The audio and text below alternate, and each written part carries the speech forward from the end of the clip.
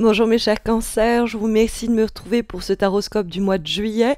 Certains d'entre vous célébreront leur anniversaire. Je vous souhaite de démarrer ce cycle de la meilleure des façons. Je vous souhaite le plus de développement personnel, le plus d'épanouissement possible au cours de cette nouvelle année que vous êtes sur le point de démarrer ou que vous venez de commencer.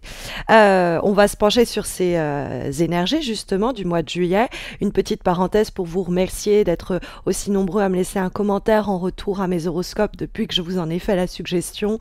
N'hésitez pas à nouveau à le faire ce mois-ci, à me laisser un petit retour, un petit message, un petit pouce, un petit like ou plus simplement à vous abonner à ma chaîne si vous ne l'avez pas encore fait. On fera un beau concours quand on atteindra les 30 000 abonnés. Donc n'hésitez pas à rejoindre la communauté et puis ça vous permettra de ne pas rater les prochains taroscopes et les concours donc ponctuels que j'organise sur ma chaîne. Donc abonnez-vous, comme ça vous ne me raterez pas la prochaine fois. Alors, on va se recentrer autour des énergies qui vont ponctuer ce mois de juillet, les recommandations, les obstacles éventuels, le cœur du mois de juillet, ce qui va le composer. Et comme première énergie, nous avons une lame majeure, celle du jugement, qui est d'ailleurs la seule des lames majeures qui habite votre taroscope de juillet, et donc à propos de laquelle nous allons porter une attention toute particulière. Et la carte du jugement, elle peut nous parler, comme son nom l'indique, de arriver à jauger, juger, évaluer une situation de la façon la plus claire possible, c'est-à-dire arriver par exemple des fois à des examens de conscience. La carte du jugement, ça peut être vraiment l'idée de passer par une évaluation honnête de soi-même, regarder ce que l'on a fait par le passé, dans le but bien de renaître, parce qu'il y a toujours cette idée de seconde chance, de second souffle que la carte du jugement va encourager pour les semaines à venir. C'est ce jugement-là, cette évaluation honnête de soi-même, de ses actions, de ses attitudes, elle doit permettre une forme d'éveil qui est signe d'une nouvelle manière de vivre, d'une nouvelle façon de se comporter, que le tirage pour le mois de juillet va encourager. Après, la carte du jugement, plus simplement, ça peut être aussi avoir un tel jugement sur des attitudes, des comportements alentour, c'est-à-dire évaluer honnêtement les ressorts d'une relation. Est-ce que ces ressorts sont bons, ou évaluer honnêtement notre rapport à notre activité professionnelle. Est-ce qu'on prend toujours autant de plaisir? Est-ce que les fondations qui étaient à la base et à la structure même de notre solidité en termes de carrière sont toujours présents, etc. Donc c'est vraiment ne pas hésiter à regarder au fond les choses en face. Ça va nous faire énormément de bien, ou nous faciliter peut-être le déroulé des événements du mois de juillet.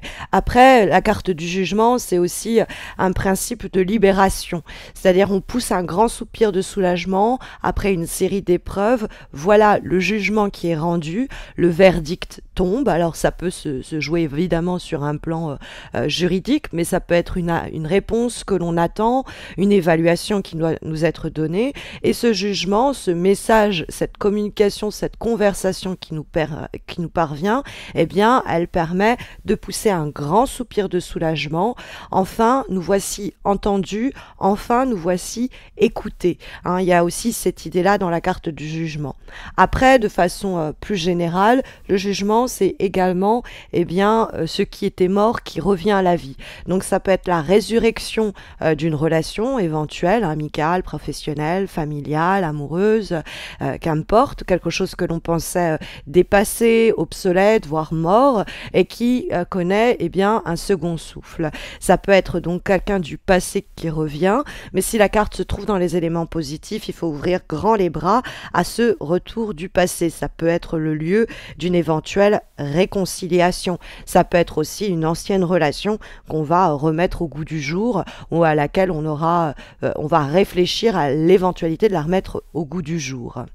Dans ce qui est obstacle, dans les difficultés que l'on va trouver au cours du mois de juillet sur notre chemin, nous avons la carte du 4 de bâton. Ce 4 de bâton, mes chers cancers, va normalement nous parler de la stabilité d'une situation. Or, le 4 de bâton, en étant dans les obstacles, va attirer notre attention sur les fondements même d'un projet, d'une relation, d'une situation. Est-ce que ce que l'on trouve à la base de ce projet, à la base de cette relation, nous paraît assez solide pour permettre une construction, pour permettre une élévation éventuelle? Le jugement qui est en vis-à-vis de ce 4 de bâton, il nous invite justement à poser un regard franc et sincère, à évaluer de la façon la plus juste possible, eh bien, les fondements même d'une problématique, d'une situation, quel que soit son secteur. Est-ce que les bases de ce projet professionnel sont assez solides et permettent une assise assez stable pour permettre à notre projet de vraiment s'établir? De la même façon, dans le cadre d'une relation ou d'une problématique quelle qu'elle soit, est-ce que les ingrédients que l'on trouve à la base même de cette relation, de ce projet, de cette situation, sont assez nombreux, assez forts, assez puissants pour soutenir un projet sur du plus long terme? Donc ça, c'est dans l'idée qu'il y a peut-être quelque chose de précaire aux fondations même d'une situation, d'une relation, d'un projet. Et c'est pour ça que le jugement, il faut qu'il regarde sincèrement les choses en se disant, bon, si à la racine il y a un problème, ça va mal se développer. Donc il faut que j'identifie quel est le problème à la racine de cette situation, de cette relation, etc. Ensuite, c'est le 4 de bâton dans les obstacles, c'est peut-être tout simplement l'idée qu'il y a quelques blocages, qu'il y a quelques retards dans le cadre de projets que l'on veut mener. La stabilité, dans le cadre de, par exemple, cette relation, n'est pas encore acquise. Il y a des changements encore en cours. Et si on regarde la chose vraiment avec sincérité, tel le jugement, on repérera très rapidement ce qui doit être changé, modifié, pour qu'on sorte d'une forme de période de transition que, on va le voir dans un instant, le 6 d'épée va également signaler. Alors, ça peut être l'idée de regarder que, au fond, dans le cadre, par exemple, de cette relation amoureuse, quelqu'un avec qui nous avons envie d'avancer, de commencer quelque chose, eh bien, cette personne-là, si on la regarde et qu'on voit ses attitudes et ses propos, on identifie très vite qu'elle ne cherche pas une relation, par exemple, à long terme. Alors, on a quand même quand le 4 de bâton est dans les obstacles, quelqu'un qui veut peut-être investir du temps, mais quand il est question d'officialiser quelque chose, là, ça pose problème. Rendre plus sérieuse la situation, s'engager plus clairement, c'est quelque chose qui est un petit peu plus source de problèmes, de soucis, quoi. Alors ça peut être qu'on est face donc à de telles attitudes, quelqu'un qui veut pas mettre les bases essentielles pour voir notre projet professionnel ou notre relation évoluer, mais ça peut être plus simplement nous qui, à la base même de cette situation, avons des éléments qui nous posent vraiment problème et qui déstabilisent en ses racines même le projet. Donc il faut identifier, encore une fois, ce qui pose problème. Le 4 de bâton, ça peut être des problèmes en termes de communication, ça peut être des conflits, et c'est la maison, quelquefois c'est le foyer, donc ça peut être au sein de cette, famille, par exemple, il y a des soucis, on se comprend pas, il faut exprimer, dialoguer, discuter ce que le jugement va encourager pour pas que les tensions s'accumulent au sein de ce foyer. Et ce foyer, il peut être rapproché par exemple du boulot. C'est le foyer du boulot, c'est l'entreprise, la maison entre guillemets professionnelle, c'est la structure dans laquelle on exerce. Donc il y a quelque chose à surveiller là-dessus. Mais c'est vrai que le 4 de bâton va faire écho au 6 d'épée dans l'idée de transition. En effet, le 6 d'épée que nous trouvons en termes de vibration est une carte qui va aussi nous parler de quelque chose en train de se faire, que le 4 de bâton peut justement nous dire ça pose un problème, c'est en train de se faire mais c'est pas encore stable, et le 6 d'épée c'est cette période justement un peu d'entre-deux où dans cette période d'intervalle de transition qui est sorte de rite de passage à prévoir, un peu forcé, eh bien, il peut avoir un sentiment d'une stagnation pendant un moment, et ça pourrait d'ailleurs nous faire un peu déprimer. Il y a une lassitude qui peut se faire sentir parce qu'on voudrait voir cette situation aller de l'avant, on voudrait voir cette relation, ce projet avancer. Et avec le 6 d'épée sur le plan psychologique, on a réfléchi aux résolutions, aux actions qui nous permettraient de lancer les choses, ou en tout cas de mettre fin à certaines situations, d'abandonner certains bagages du passé qui nous ralentissent derrière nous et qui précarisent les bases, les fondements même de ce projet ou cette relation. Et donc il y a cette envie de mouvement, cette envie de changement que le 6 d'épée va nous signaler pour souvent quitter un environnement qui n'est plus pour nous et suivre une sorte d'intuition que le jugement peut aussi nous signaler, hein, une sorte de conviction qui va nous guider quelque part, parce que le 6 d'épée, on est porté par les flots, par le courant de l'eau qui nous amène à un changement d'horizon. Et c'est au fond là, comme le rythme naturel des choses, le flot naturel des choses qui nous amène ailleurs. Il faut suivre cela. Alors comme on est avec les épées, ça peut parfois passer par des conversations, plus simplement par une sorte de réflexion qui menait à ce propos, et toutes nos pensées nous poussent dans la même direction, et donc il faut suivre cette intuition, ou plus simplement cette réflexion qui va normalement nous permettre de mieux contrôler une situation un petit peu difficile. On voit avec le 6 d'épée qu'il y a un besoin de changer d'air, de changer de décor, de sortir d'une certaine routine ou d'un certain enlisement. Il y a besoin d'échapper à une situation. Alors on peut entendre avec le 6 d'épée qu'il y a quand même quelques délais, mais on est dans cette idée de se détacher d'une situation, de prendre de la distance. On a une occasion qui va nous être à ces fins proposée.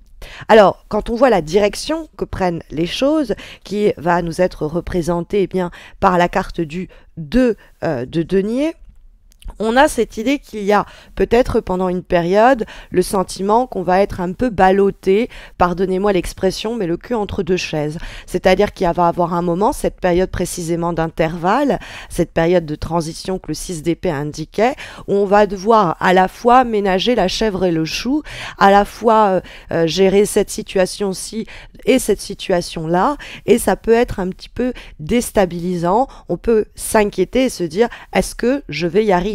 Hein, le jongleur du tarot de Marseille, logiquement, il y arrive. Il y a cette idée que l'équilibre est fragile, mais on arrive à le conserver, à le maintenir. Alors, ça peut être un équilibre évidemment difficile à maintenir sur des questions matérielles, voire financières, car il s'agit de petites pièces d'or. Mais ça peut être aussi, sur un plan un peu plus intérieur, intériorisé, des questionnements, des hésitations à propos d'une situation et de comment très concrètement la mener de front. Et on va hésiter entre deux voies, et pendant une période on va peut-être un peu faire les deux avant de le jugement, avoir une vision très claire de la situation et peut-être arriver plus aisément en ce sens à trancher. Parce que pendant une période, voilà, le jongleur jongle dans l'esprit de conserver un équilibre un peu fragile, mais il y a bien un moment où il devra un peu se positionner. Et je pense que c'est ce à quoi correspond le mois de juillet. C'est dans cette période de réflexion à propos de ce qui peut être encore un peu précaire et branlant à la base même d'une situation ou d'une relation, prendre des résolutions et des décisions pour s'éloigner un peu de cette précarité, en se posant tout un tas de questions, sachant pas exactement ce qu'il faut faire pendant une période, mais le jugement nous dit qu'au cours du mois de juillet, il y aura une visibilité très claire de la situation, on la jaugera de la façon la plus claire possible, la plus lucide possible, et ce jugement sera le bon, et il faudra suivre cette intuition. Hein, c'est les énergies en tout cas qu'on peut voir être sondées par les lames majeures et mineures du tarot de Marseille. Mais nous avons d'autres cartes pour nous aider et nous guider au cours de ce même mois. Une première lame issue de l'oracle de l'harmonie. Et nous avons la carte des émotions. Nous posons la question suivante, quelles émotions devez-vous libérer? Donc c'est une carte qui nous dit que la vie comporte tout un tas d'émotions, un lot d'émotions, bons comme mauvais, et parce qu'on passe par des périodes plutôt fastes ou des périodes plutôt dures. Hein. C'est les échecs, ce sont les victoires, c'est l'idée que voilà, la vie brasse comme ça des énergies, des émotions un petit peu montantes et descendantes, si je puis dire. Et la carte en question des émotions nous invite à pleinement accepter embrasser ces émotions, quelles qu'elles soient. À partir du moment où elles nous traversent, elles vont nous aider à travailler sur nous-mêmes, sur ce qui doit évoluer en nous. Donc, si ces énergies sont bonnes, tant mieux. Si ces émotions sont un peu plus difficiles, bon, c'est pas très grave. Il faut les laisser s'exprimer complètement, les vivre aussi et le ressentir pleinement. Les émotions négatives qui ne vont pas être ressenties pleinement ou presque étudiées de l'intérieur risquent de ressortir en nous faisant par exemple un peu d'eczéma, en nous faisant des insomnies. Vous voyez comment le corps peut somatiser. Une vie épanouie, nous dit la carte des émotions, c'est le savant mélange entre des sentiments très agréables que l'on va ressentir et puis d'autres qui seront un peu plus durs, mais qui vont nous permettre d'avancer dans notre vie. Donc c'est une carte qui nous invite à ressentir, à éprouver l'ensemble des prismes émotionnels qu'une situation va nous faire ressentir, pour précisément nous permettre de travailler là-dessus, s'en délivrer si besoin est, au moment voulu, au moment venu. La dernière énergie que nous avons, qui est issue d'un autre oracle, celui d'Umrazai, nous avons la carte de la guérison physique. J'offre ma participation consciente à la générosité de la vie. Voilà son intitulé. Alors, la guérison physique, elle va évidemment nous parler de guérir. Donc, elle peut, en ce sens, nous parler de trauma, de choc, de problèmes, d'événements un peu marquants dont il nous reste à nous délivrer, libérer par une guérison active. Donc c'est une carte qui nous appelle à identifier les émotions qui doivent être libérées en lien peut-être avec un problème physique, un ancien traumatisme, un ancien événement qui nous a fait beaucoup de mal. Et il y a l'idée de se libérer au cours du mois de juillet des émotions et énergies qui, par le biais de cet événement, se sont en nous accumulées. En tout cas, c'est tout ce que je vous souhaite, de vous délivrer de quelconque émotion négative et d'apporter cette guérison physique, mais aussi liée avec l'esprit.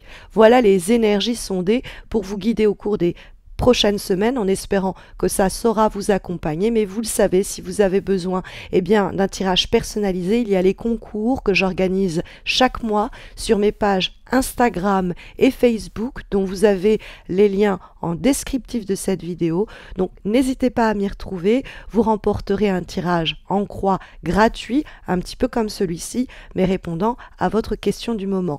N'hésitez pas non plus à vous abonner à ma chaîne YouTube pour rejoindre cette communauté. Quand nous franchirons les 30 000 abonnés, j'organiserai un concours exclusivement sur YouTube, Soigner aux petits oignons. Et puis tout simplement, abonnez-vous pour ne pas rater les prochains taroscopes. N'hésitez pas à laisser un petit commentaire, ça fait toujours plaisir d'avoir un retour, et un petit like aussi, c'est toujours agréable. Je vous souhaite à tous et à toutes de très belles semaines. Je vous retrouve en juillet pour les horoscopes d'août. D'ici là, prenez soin de vous.